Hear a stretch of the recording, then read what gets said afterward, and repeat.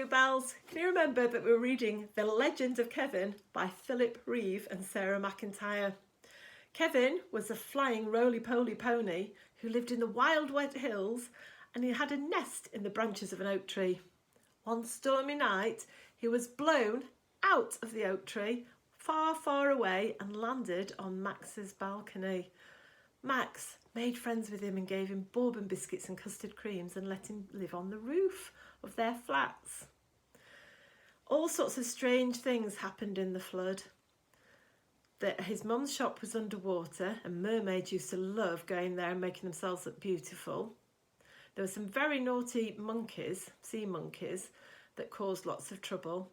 And Max and Kevin rescued lots of people and helped get food for them all. If you remember, the two guinea pigs, Beyonce and Neville, thought they'd found a little island and they called it Guinea Pigia and decided to live there. So we're going to carry on reading it from chapter 9. Here we are, and there's a lovely picture to go with it. Chapter 9, Kevin Flies Home. The flood left everyone with loads of clearing up to do. Even Max's family, who had not been flooded themselves, were busy helping their neighbours. But it turned out that the mermaids had been very honest about paying for all the stuff they had taken while the shops were underwater. On the morning after the flood, Max's mum and all the other shopkeepers found that their tills were stuffed with money. Which is very nice, isn't it? Look at Kevin with his fat tummy and his little wings. It wasn't just the usual sort of money. The mermaids had taken it from treasure chests they'd found in shipwrecks, way down on the ocean floor. There were rare gold coins and precious stones and bits of antique jewellery. And it was worth so much that it paid for all the repairs and redecorating. Quite soon, all the shops were back to normal with one exception. Mum's hairdressing salon had been such a big hit with the mermaids that she asked Dad to waterproof it and fill it with water again. There's a picture of the fantastic shop with a tunnel for the mermaids to swim under and go into the shop so they could get all their hair done and their makeup done and their nails done. By the time he finished, it looked like a great big fish tank, and there was a pipe leading into the river so that mermaids could swim in whenever they needed a trim or a new hairdo. Mum soon got used to putting on her diving suit each morning before she went to work, and everyone in Bumbleford liked to peek in through the window when they passed and watch her and Poppy at work. Max was worried at first that the sea monkeys would stay behind and make trouble. But when the water drained away, all the sea monkeys were gone. Oddly enough, Mr. and Mrs. Brown's camper van was also missing, stolen from their parking space outside the flats. So, if you ever happen to see a rusty old camper van that looks as if it's full of water, and if there are little grinning faces at all the windows and a lot of giggling coming from inside, it's probably best to stay well away from it.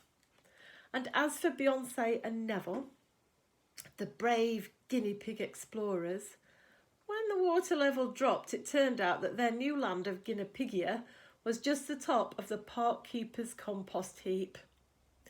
Ellie Fidget found them, and there on the morning after the flood, she took them home, where they started writing a book about their adventures. And there they are, writing. They are very clever guinea pigs.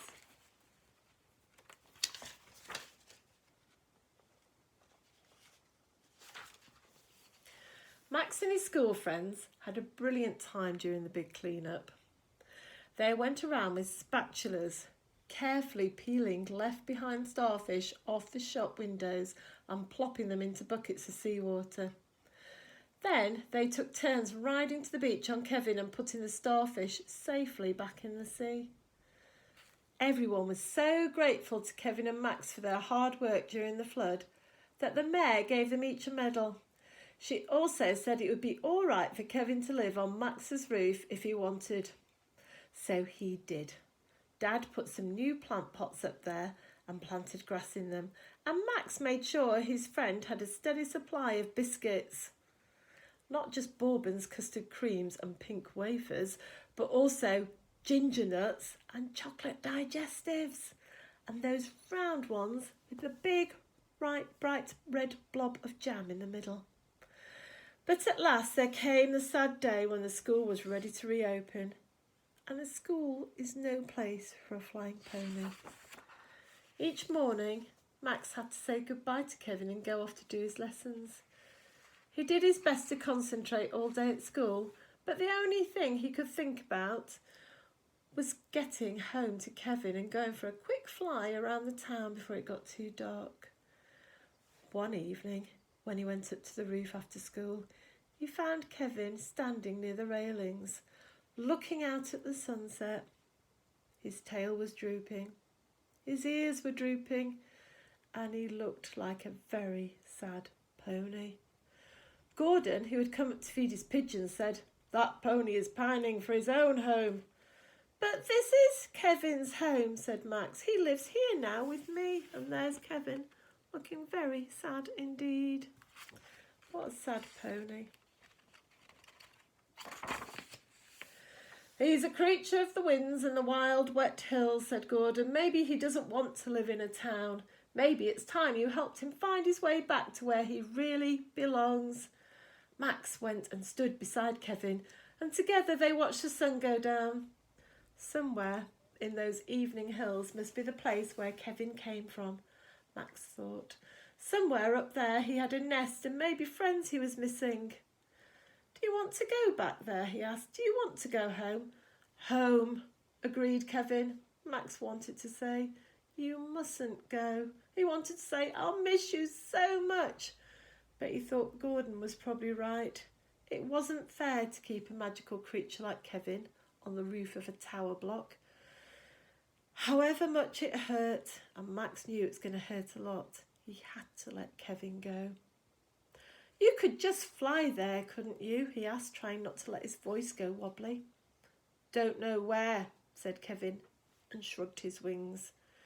When the storm plucked him out of his nest, he had been too busy flying to pay much attention to where the wind was blowing him.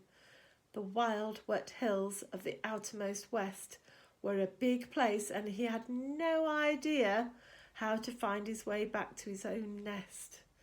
Also, he knew he'd miss all his new friends in Bumblefoot, and especially Max. But the autumn winds were calling to him, and he did so want to see his own tree again and sniff all the familiar smells of the high hills and the open moors. Max turned away for a moment and wiped his eyes. Then he turned back to Kevin and took a deep breath. "I'll take you home," he promised.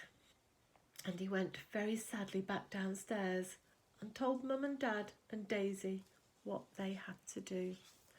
That is all we're going to read for today, and I will read a bit more and post it. Thank you. Bye.